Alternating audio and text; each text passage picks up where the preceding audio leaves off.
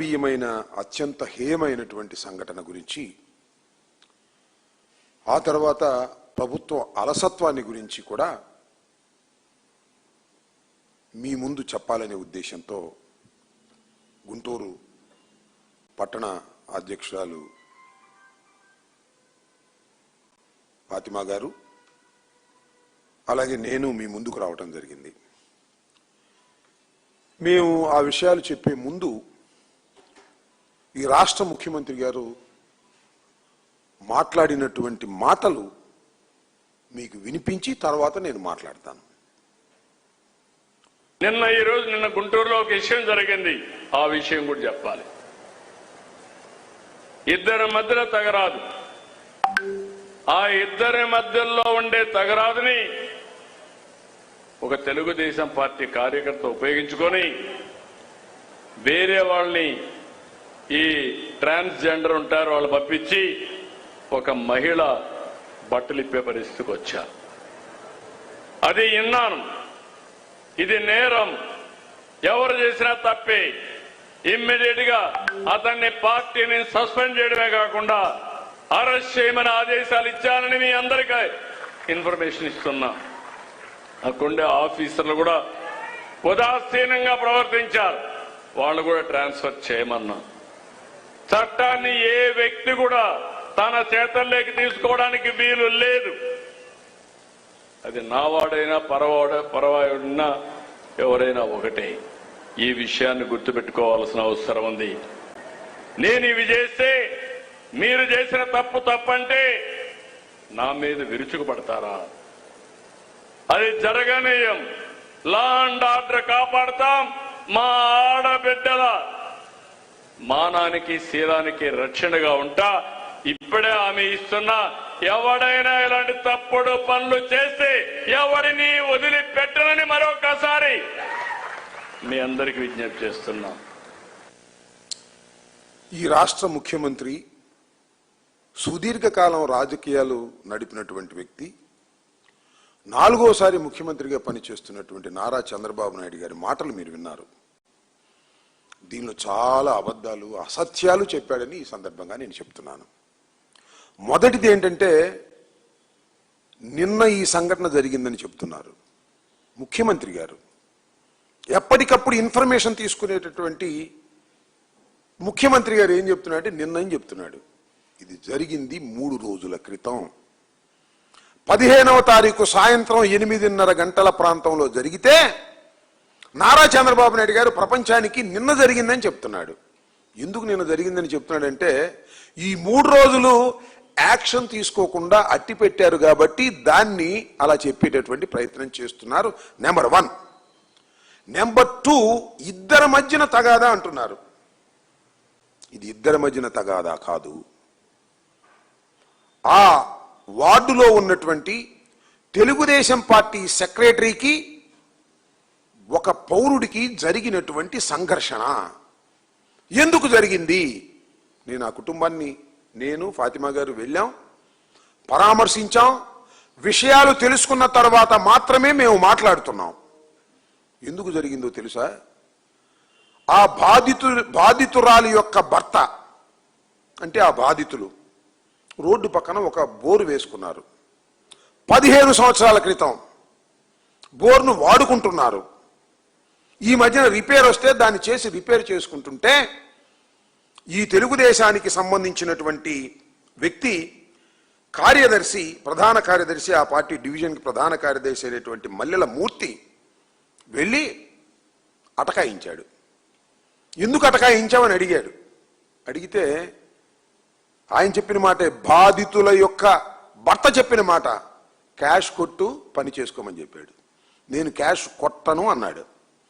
కొట్టనన్న తర్వాత వెళ్ళి మున్సిపాలిటీలో కంప్లైంట్ చేశాడు. మున్సిపాలిటీ వాళ్ళు వచ్చారు, తీసుకొచ్చారు అతన్ని. వచ్చిన తర్వాత వీళ్ళు వెళ్ళి అడ్డగించారు మున్సిపాలిటీ వాళ్ళు తీస్తుంటే. ఆ సందర్భంలో మూర్తి ఇప్పుడు బాధితురాలైనటువంటి మహిళని ఇష్టం వచ్చాడు కొట్టాడు, కొడుకును కొట్టాడు. కొట్టిన తర్వాత ఆ రోజు సాయంత్రం, అంటే 15వ తారీఖు సాయంత్రం పోలీస్ స్టేషన్కి వెళ్ళారు. ఈ బాధితురాలు కుటుంబం మొత్తం వెళ్ళారు. ముగ్గురు, భర్త, కొడుకు, ఆమె వెళ్ళారు. చేతికి గాయాలైనవి చూపించారు. చేతికి గాయాలైనవి అండి, కేసు పెట్టండి అని. ఆగండి, మీరు ఆగండి. వెళ్ళి ఆసుపత్రికి వెళ్ళమన్నారు. ఆసుపత్రికి వెళ్ళారు. సర్టిఫికేట్ తీసుకొచ్చారు. కేసు రిజిస్టర్ చేయండి అన్నారు. ఆగండి అన్నారు. చెయ్యలేదు. ఎందుకు చేయలేదు చెప్పాలి. నారా చంద్రబాబు నాయుడు గారు చెప్పాలి. చేయలేదు. పో.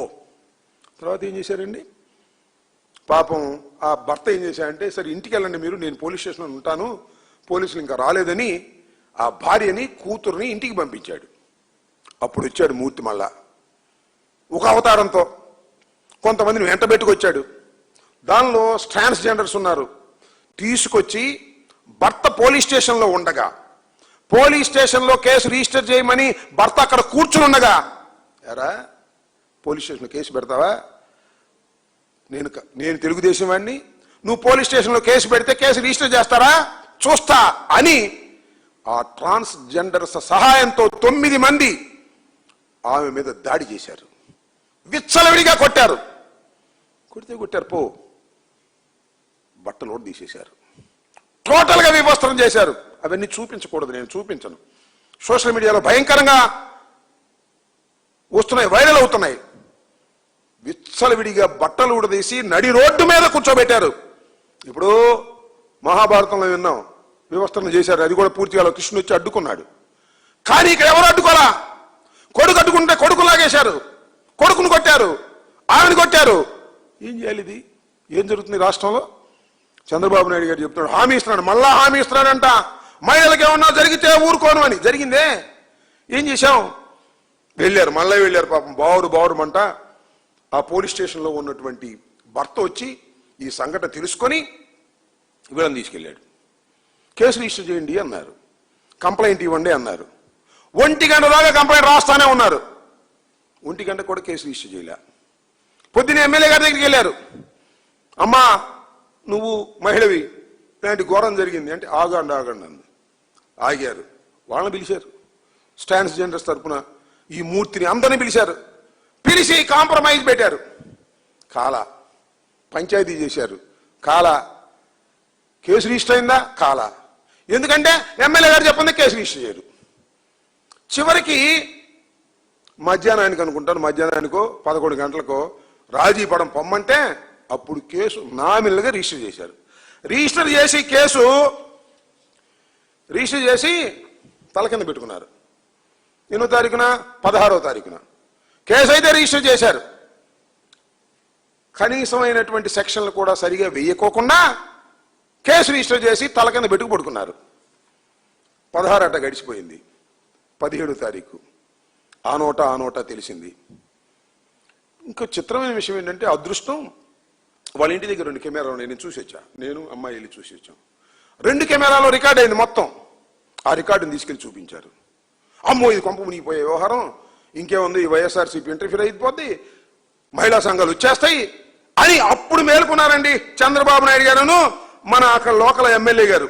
ఇది జరిగింది 15వ తారీఖున అయితే ఆమె దృష్టికి వస్తే 17వ తారీఖున ముందు జాగ్రత్త చర్యగా ఒక లెటర్ రిలీజ్ చేసింది పాపం ఎమ్మెల్యే గారు. వాడు మా పార్టీయే, వాడిని సస్పెండ్ చేసేస్తున్నాం, మహిళల మీద చేస్తే ఊరుకుంటావా? మరి అప్పుడు దాకా ఏం చేసాం? 15వ తారీఖు జరిగితే 16 కాముకున్నావు, 17 సాయంత్రం మాత్రం రిలీజ్ చేసింది. ఎక్కడో వచ్చి మీద పడిపోతుంది వ్యవహారం, సోషల్ మీడియాలో జరిగిపోతుంది. ఇక ఇది ప్రమాదాన్ని తెచ్చిపెడుతుంది అనేది అప్పుడు మాత్రం మేల్కొని ఈ కాగితం రిలీజ్ చేసి చేతులు దులిపేసుకుందాం అనేటువంటి ప్రయత్నం చేస్తున్నారు. ఎంత దారుణమైనటువంటి అంశం ఇది. గుంటూరులో రాజధాని కూతవేటు దూరంలో ఒక మహిళని తెలుగుదేశం పార్టీ కార్యకర్త, నాయకుడు డబ్బుల కోసం తగాదా పడి, లంచాల కోసం తగాదా పడి మహిళను వివస్త్ర చేస్తే 2 రోజుల వరకు మీరు యాక్షన్ తీసుకోలేదంటే ఈ ప్రభుత్వం ఏం చేస్తుందని అడుగుతా ఉన్నా. అప్పుడప్పుడు ఇక బయలుదేరి టకటకటక ఎక్కడో ప్రమాదం వచ్చేసి చంద్రబాబు నాయుడు గారు అందరికి చెబుతున్నాడంట. ఆయన నోటప్పుడు ఎందుకు వచ్చిందంటే ఇది కొంప మునిగిపోతుంది, పొద్దున్నే మేమన్నా వెళ్తాం అనుకున్నాం. పొద్దున్నే 6 వెళ్ళి వారిని పరామర్శించాలనుకుంటే పోలీసు వారు అందరినీ తీసుకెళ్ళిపోయారు. తీసుకెళ్లిపోయి ఎంక్వైరీ అని అదేని ఇదేని మేము రాకుండా చేసేందుకు ప్రయత్నం చేశారు. ప్రయత్నం చేసినా కూడా వాళ్ళు సాయంత్రానికి వచ్చారు. ఇందాక 2 గంటలకు మేము వెళ్ళాము, వారిని పరామర్శించాము, మొత్తం విషయాలు తెలుసుకున్నాము. అతి దారుణమైనటువంటి సంఘటన. ప్రభుత్వం సరిగా యాక్ట్ చేయలేదు. ఎమ్మెల్యే రాజీ చేయడానికి ప్రయత్నం చేసింది. ఎమ్మెల్యే రాజీ చేసే ప్రయత్నం జరుగుతుంది కాబట్టి అప్పుడు దాకా కేసు రిజిస్టర్ చేయకోకుండా ఎమ్మెల్యే గారు పోలీసులకు ఇన్స్ట్రక్ట్ చేసింది. అందువల్ల పోలీసులు కేసు రిజిస్టర్ చేయలేదు. ఇంత దారుణంగా వ్యవహరిస్తున్నారు పోలీసులు. తెలుగుదేశం పార్టీ వాళ్ళ ఆదేశం మేరకు వ్యవహరిస్తున్నారు. ఆయన చెప్తాడు, పాపం సిఐ అమాయకుడు, ఏం చేస్తాం పాపం. ముందు ఎమ్మెల్యే గారి దగ్గరికి వెళ్ళారంట. ఆమె చెబితే ఎండార్స్ చేస్తే అప్పుడు కేసు రిజిస్టర్ చేసామో చెబుతున్నాను. నేను విన్నా. ముందు పోలీస్ స్టేషన్ కదా వెళ్ళింది, ఎమ్మెల్యే గారి దగ్గరికి ఎందుకు వెళ్ళారు? ఎమ్మెల్యే గారి దగ్గరికి తర్వాత వెళ్ళారు. నువ్వు రిజిస్టర్ చేయకపోతే ఎమ్మెల్యే గారు వాళ్ళని పిలిచి రాజీ చేసి మసిపూసి మారేడుగా చేసి కేసు క్లోజ్ చేద్దాం అనుకున్నారు. ఇంతలో వాళ్ళ కెమెరాలోని విషయాలు బయటకు వచ్చినాయి. బయటకు వచ్చిన తర్వాత కొంప మునిగిపోయే అంశం ఇది. మహిళా సంఘాలన్నీ ముందుకొస్తాయి. వైఎస్ఆర్ కాంగ్రెస్ పార్టీ కూడా వచ్చి దీన్ని ఖండిస్తుంది. కాబట్టి దీని మీద యాక్షన్ తీసుకోకపోతే మనకి కొంప మునిగిపోతుందని భావించి అప్పుడు ఈ మల్లెల మూర్తిని సస్పెండ్ చేస్తున్నట్టుగా ముందుగా ఒక కాగితం ఇచ్చేశారు. అంటే దీన్ని బట్టి కుట్ర అర్థమవుతుంది కదా. ఒక కాగితం ఇచ్చేస్తే సస్పెండ్ చేసేస్తే పని అయిపోతుంది అనుకుంటున్నారు. ఇక్కడ కారణం అది కాదు. డబ్బులు వసూలు చేసే కార్యక్రమం చేస్తున్నారు వార్డుల్లో. ప్రతి వార్డులోనూ తెలుగుదేశానికి సంబంధించినటువంటి నాయకులు క్యాష్ కలెక్ట్ చేస్తున్నారు. కలెక్ట్ చేసే క్రమంలో వచ్చినటువంటి తగాదా తప్ప మరొకటి కాదు. చంద్రబాబు నాయుడు గారు చెబుతారు, ఇద్దరు మధ్యలో తగాదా అంట, మధ్యలో తెలుగుదేశం ఆయన వెళ్ళా అంట. ఎవరైనా తెలుగుదేశం ఆయన? ఆ వార్డుకు సంబంధించినటువంటి సెక్రటరీ, మీరు నియమించినటువంటి సెక్రటరీ వెళ్ళి డబ్బులు దందా కార్యక్రమం. ఇది తెలుగుదేశం వాళ్ళు డబ్బులు దందా కార్యక్రమం చేస్తున్న సందర్భంలో వచ్చినటువంటి ఒక తగాదాలో అతన్ని ఎమ్మెల్యే గారు కాపాడడానికి ప్రయత్నం చేస్తే, ప్రయత్నం చేసినా కూడా కాపాడలేకపోతే వెలుగులోకి వచ్చినటువంటి కేసే గాని ఇది వెలుగులోకి రాకోకుండా తొక్కేయాలని ఎంత ప్రయత్నం జరిగిందో మీకు అర్థమవుతూ ఉంటుంది. 15వ తారీఖు అర్ధరాత్రి కేసు ఇస్తే 17వ తారీఖు సాయంత్రం వరకు కూడా ఎవరిని కూడా అరెస్ట్ చేయలేదు. ఎప్పుడైతే సోషల్ మీడియాలో వచ్చిందో, ఎప్పుడైతే సాక్షి మీడియాలో వచ్చిందో, ఎప్పుడైతే వివిధ మీడియాల్లో ఇది ప్రచారం జరిగిందో అప్పుడు ఇక అరెస్ట్ చేయక తప్పనటువంటి పరిస్థితుల్లో అరెస్ట్ చేసి చేతులు దులుపుకోవాలనే ప్రయత్నం చేస్తున్నారు. నెంబర్ 1. నెంబర్ 2, చంద్రబాబు నాయుడు చెబుతున్నాడు అలసత్వంతో వ్యవహరించారంట పోలీసులు, అందువల్ల ట్రాన్స్ఫర్ చేయమన్నారంట. అంటే అలసత్వంలో వ్యవహరిస్తే ట్రాన్స్ఫర్ చేస్తావా? అంటే ట్రాన్స్ఫర్ చేస్తే అక్కడ అలసత్వంగా చేయరా? అసలు అలసత్వంగా వ్యవహరించింది సారు మీ ఎమ్మెల్యే గారు. పాపం పోలీసుల మీద పడతారు. నాకు తెలుసు అయ్యా, పోలీసులందరికీ మనం చేస్తున్నా, చివరికి మీ మీదే పడి తాటికాయి. చంద్రబాబు చేతులు నిలుపుకుంటాడు, ఎమ్మెల్యేలు చేతులు నిలుపుకుంటారు. ఎమ్మెల్యేలు చెప్పినట్టుగా మీరు చేయటం, తర్వాత మీరు బలైపోవటం. ఇవాళ ట్రాన్స్ఫర్ చేస్తారంట. నిజంగా తప్పు చేస్తే ట్రాన్స్ఫర్ చేస్తే ఏమైంది అని చెప్పండి. నిజంగా తప్పు చేస్తే సస్పెండ్ చేయాలా? అయినా సస్పెండ్ కూడా చేసేస్తారు. కానీ ఎమ్మెల్యే గారిని కాపాడే కార్యక్రమాలు చేస్తున్నారు.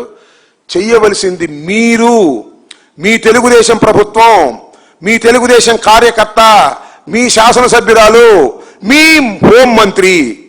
సరే సిగ్గుంటే నిజంగా నేను చెప్తున్నా, ఇవాళ జరుగుతున్నటువంటి సంఘటనలు ఏవైతే ఉన్నాయో, ఒక మహిళని వివస్త్రణ చేసి నడిబజార్లో చేసినటువంటి సంఘటన కానీ, సాయి కృష్ణ లాంటి ఒక వ్యక్తిని దారుణంగా లేకప్పులో చంపేసిన సంఘటన కానీ, అనేక చోట్ల పోలీసుల యొక్క ఇబ్బందితో ఆత్మహత్యలు చేసుకుంటున్న సందర్భాలు కానీ చూస్తే హోంమంత్రికి సిగ్గు శరం ఉంటే రాజీనామా చేసి వెళ్ళాలి. ఆమెకి సిగ్గు లేదు, శరం లేదు, రాజీనామా చేసే ప్రశ్న లేదు. దాన్ని పట్టుకుని ఏలాడుతూనే ఉంటుంది. ఏదేదో పిచ్చి పిచ్చిగా మాట్లాడేటువంటి కార్యక్రమాలు చేస్తున్నారు. ఇది చాలా దారుణమైన అంశం. చంద్రబాబు నాయుడు గారు కూడా ప్రజలకు అసత్యాలు చెప్పేటటువంటి స్థాయికి దిగజారిపోయాడు. ఇవాళ పోలీసు వ్యవస్థ ఎంత దారుణంగా ఉందో